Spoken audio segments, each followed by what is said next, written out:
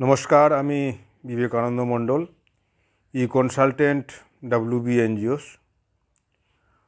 আজকে এই পর্বে আপনাদের জানাবো যে আমাদের পশ্চিমবাংলায় বা বিভিন্ন স্টেটে অনেক এনজিও রয়েছে, তাদের মূল অ্যাক্টিভিটি হচ্ছে প্রতিবন্ধীদের নিয়ে কাজ করা। আজকে যেটা বিষয়টা সেটা হলো যে প্রতিবন্ধীদের নিয়ে কীভাবে আপনারা কাজ করবেন। অনেক পশ্চিমবাংলার এনজিও রয়েছে যারা আমাকে জানিয়েছেন যে প্রতিবন্ধীদের নিয়ে আমরা কাজ করছি এবং কি করে আমরা আরও আগাবো, কি করে আমরা ফান্ড পাবো, কি ডকুমেন্ট আমরা রেডি করব, সে বিষয়ে আজকে আপনাদেরকে জানাবো। যে সমস্ত এনজিও বিশেষ করে প্রতিবন্ধীদের নিয়ে কাজ করছেন তাদেরকে মাথায় রাখতে হবে যে মূল ফোকাসটা আপনাকে প্রতিবন্ধীর উপরই দিতে হবে। অনেকে প্রতিবন্ধীদের জন্য শেল্টার হোম করেছেন, তাদেরকে রেখে শিক্ষা দিচ্ছেন এবং কি প্রয়োজনীয় ব্যবস্থা গ্রহণ করছেন আপনারা, যা সমাজে অত্যন্ত গুরুত্বপূর্ণ একটা অ্যাক্টিভিটি। সেই পরিপ্রেক্ষিতে আজকে আপনাদেরকে কীভাবে আগাবেন জানানো। তো যে সমস্ত এনজিওর সমস্ত ডকুমেন্ট রয়েছে, সে ট্রাস্ট হোক, সোসাইটি হোক, সেকশন 8 কোম্পানি হোক, সমিতি হোক, প্রত্যেকেরই প্রথমে তো মাথায় রাখতে হবে প্রতিবন্ধীদের কাজ করতে গেলে আপনাদেরকে সেই সমস্ত ডকুমেন্ট আপনাকে রেডি করতে হবে। যে সমস্ত ডকুমেন্ট আপনারা কোথাও গ্র্যান্ট অ্যাপ্লাই করতে বা কোনো জায়গায় আপনি কিছু গ্র্যান্ট নেবেন বা কোনো ধরনের প্রতিবন্ধী সরঞ্জাম পেতে হলে এসব ডকুমেন্টের আপনার প্রয়োজন হয়। সেই সব ডকুমেন্ট মধ্যে সবচেয়ে গুরুত্বপূর্ণ হলো যে পিডব্লিউডি সার্টিফিকেট ছাড়া কিন্তু প্রতিবন্ধীর কোনো রকমে আপনি কোনো অ্যাক্টিভিটিতে সাহায্য পাবেন না। অনেকে আছে, অনেকে জানেন, অনেকেরই জানা নেই কিন্তু কাজ করছেন। তাদের উদ্দেশ্যে আমি বলবো যে আপনারা প্রত্যেকেই যারা বিশেষ করে কাজ করছেন, প্রতিবন্ধীদের নিয়ে কাজ করছেন, তাদেরকে পিডব্লিউ সার্টিফিকেটটা করে নেওয়ার জন্য। এই পিডব্লিউডির ফুল ফর্ম হলো পারসন উইথ ডিসেবিলিটি। এই পারসন অফ ডিসেবিলিটিতে আপনি যে কাজটা করবেন সে সার্টিফিকেটটা আপনাকে প্রথমে আবেদন করতে হবে। আপনি কাজ করছেন, আপনার অভিজ্ঞতা রয়েছে এবং কি আপনি প্রতি বছর অ্যাক্টিভিটি করছেন, সেই অ্যাক্টিভিটির রিপোর্ট তৈরি করে আপনাকে আবেদন করতে হবে। তো এই পিডব্লিউডি সার্টিফিকেটটা বাধ্যতামূলক। এই পিডব্লিউ সার্টিফিকেট না থাকলে কিন্তু আপনি কোথাও কোনো কিছু ফান্ড বা কোনো কিছু পাওয়ার জন্য অ্যাপ্লাই করতে পারবেন না। এটা একটা সবচেয়ে ডিসেবিলিটির ক্ষেত্রে, যারা ডিসেবিলিটি নিয়ে কাজ করছেন তাদের ক্ষেত্রে সবচেয়ে প্রযোজ্য হলো যে এই পিডব্লিউ সার্টিফিকেটটা বের করে নেওয়া। এই পিডব্লিউ সার্টিফিকেটটা আপনাকে প্রথমত আপনাকে বলবো যে কোথায় আবেদন করবেন, প্রসেসটা কী রয়েছে। তো এই প্রসেসটা হলো যে পিডব্লিউ সার্টিফিকেটটা বের করতে গেলে আপনাকে ব্লক স্তরে প্রথমে যোগাযোগ করতে হবে। যেখানে যারা আছেন, গ্রাম হন, শহর অঞ্চলে হোক, যাদের যেরকম পৌরসভা রয়েছে, গ্রামের মধ্যে ব্লক অফিস রয়েছেন, সেখানে গিয়ে আপনাকে তাদের ডিপার্টমেন্ট রয়েছে, প্রতিবন্ধী ডিপার্টমেন্ট রয়েছে, তাদের সঙ্গে কিন্তু আপনাকে যোগাযোগ করতে হবে এবং সেখানে যোগাযোগ করে আপনাকে ফর্মটা কালেক্ট করতে হবে। আবেদনটা কিন্তু আপনাকে ব্লক স্তরেই করতে হবে। ব্লক স্তরে ব্লক ডেভেলপমেন্ট অফিসার যিনি রয়েছেন তিনি যথাযথ তদন্ত করে সেটাকে রিকমেন্ড করে আবার ডিস্ট্রিক্টে পাঠাবেন। ডিস্ট্রিক্টে পাঠাবে, ডিএম অফিসে পাঠাবেন। ডিএম অফিস সেটাকে ভেরিফাই করে সেটা পাঠাবে কোথায়? West Bengal commissioner of disabilities, সেখানে ওরা পাঠাবে। এই ডিসেবিলিটিস যে কমিশনার রয়েছে, আমাদের কলকাতায় রয়েছে অফিসটা, সেখানে পাঠাবে, সেখান থেকে অ্যাপ্রুভ হলে আপনাকে সেটা সার্টিফিকেটটা আপনি পাবেন। এই সার্টিফিকেটটা না পাওয়া পর্যন্ত আপনি কোনো অনুদান বা কোনো ধরনের সরকারি সাহায্য আপনি আবেদন করলে খারিজ হয়ে যাবে বা দেবে না। এটা কিন্তু বাধ্যতামূলক এই সার্টিফিকেটটা।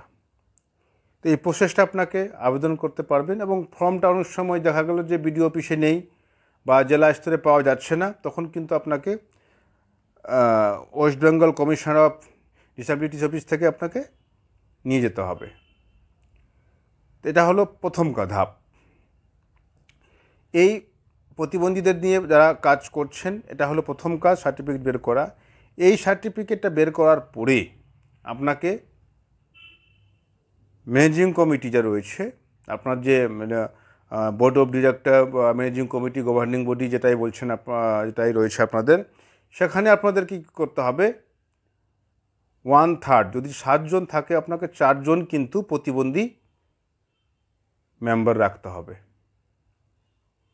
যারা প্রতিবন্ধীদের নিয়ে কাজ করছেন তাদের কিন্তু 4 জন, আপনার 7 জন যদি মেম্বার থাকে তাহলে 4 জন যেন প্রতিবন্ধী মেম্বাররা থাকে।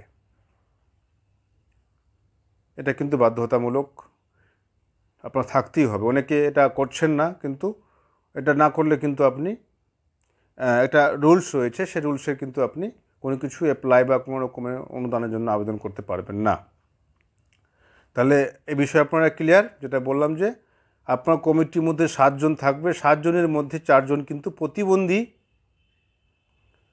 মেম্বার থাকতে হবে, যা মহিলা হোক অথবা পুরুষ হোক, কিন্তু আপনাকে রাখতেই হয় বাধ্যতামূলক, যারা প্রতিবন্ধী সংস্থা নিয়ে, প্রতিবন্ধীদের নিয়ে যে সমস্ত সংস্থা কাজ করছেন। একটা গেল। এরপরে এটা রয়েছে যে আপনার সার্টিফিকেটটা পেয়ে গেলে, আপনার মেম্বারটা যদি আপনার কমপ্লিট হয়ে যায়, আপনার মেম্বারটা চেঞ্জ করার জন্য আপনাকে ম্যানেজিং কমিটি আপনার মিটিং, এজিএম করে আপনি এটাকে চেঞ্জ করতে পারবেন। চেঞ্জ করে আপনি আপনার মেম্বার লিস্টে আপডেট করতে পারবেন। এরপরে আপনার মেন কাজটা হবে যে ভারত সরকারের ন্যাশনাল ট্রাস্ট বলে একটা সংস্থা রয়েছে, সরকারি সংস্থা, সেখানে আপনাকে রেজিস্ট্রেশন করতে হবে। ন্যাশনাল ট্রাস্ট রেজিস্ট্রেশনটা আপনাকে করতে হবে। এবার এই করতে গেলে আপনার কিন্তু পিডব্লিউ সার্টিফিকেটটা লাগবে। এই ন্যাশনাল ট্রাস্ট থেকে আপনি অনুদান পাবেন, ওরা অনুদানের জন্য এই প্রপোজাল জমা নেয়। কিন্তু যাদের পিডব্লিউডি সার্টিফিকেট রয়েছে এবং কি তাদের কমিটির মধ্যে 60% যাদের রয়েছে প্রতিবন্ধী মেম্বার রয়েছে, তারাই কিন্তু আবেদন করতে পারবে। এর আবেদন প্রসেস রয়েছে, 8টা থেকে 10টা স্টেপ রয়েছে, সেটাও কিন্তু পূর্ণ আপনাকে ফিল আপ করে আবেদন করতে হবে। এই বিষয়ে আপনাকে ন্যাশনাল ট্রাস্ট রেজিস্ট্রেশনের বিষয়ে আপনাদের পরবর্তী আমি আবার জানাবো ভিডিও করে। তাই এটা আপনাকে প্রসেস জানালাম যে ন্যাশনাল ট্রাস্ট রেজিস্ট্রেশন হওয়ার পরে তবেই কিন্তু আপনি সম্পূর্ণ প্রক্রিয়াটা সম্পূর্ণ হবে, এবং যে কোনো প্রতিবন্ধী অনুদান হোক বা কোথাও কোনো যদি আবেদন করতে হয়, আপনি প্রযোজ্য, আপনি আবেদন করতে পারবেন।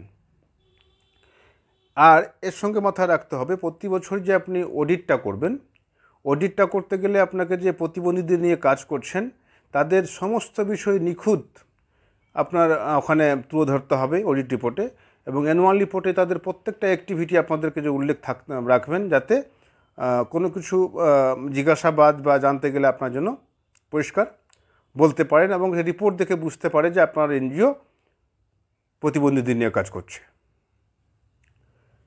এই ডকুমেন্টগুলো আপনাকে পরিষ্কার রাখতে হবে, ফটোসহ। আপনি প্রতিবন্ধীদের যে অ্যাক্টিভিটি করছেন, ফটো, ভিডিও, সোশ্যাল মিডিয়া সব কিছুই আপনার আপডেট রাখতে হবে। এরপরে আপনি যে সমস্ত আবেদন করবেন প্রত্যেকের কিন্তু আপনার ডকুমেন্ট কিন্তু সম্পূর্ণ জিনিসই আপনার ঠিক রাখতে হবে। আবার এটা ভাববেন না যে আমার পিডব্লিউডি হয়ে গেছে বলে অন্য ডকুমেন্ট লাগবে না, তা না। সমস্ত ডকুমেন্টই আপনার জেনারেল যে ডকুমেন্টগুলো আমি এর আগে বলেছি এনজিওর, সমস্ত ডকুমেন্টই লাগবে। তার সঙ্গে পিডব্লিউডি সার্টিফিকেটটা কিন্তু থাকতে হবে যদি আপনি প্রতিবন্ধীদের নিয়ে কাজ করেন। তবে সে প্রতিবন্ধী স্কুল হোক, প্রতিবন্ধীদের আপনি শেল্টার করেছেন, যে কোনো কাজে পিডব্লিউডি লাগবেই, নাহলে কিন্তু প্রতিবন্ধী স্কুলও করতে পারবেন না আর প্রতিবন্ধীদের নিয়ে কাজও করতে পারবেন না। আর করতে গেলেও কিন্তু কোনো ধরনের অনুদান আপনি পাবেন না।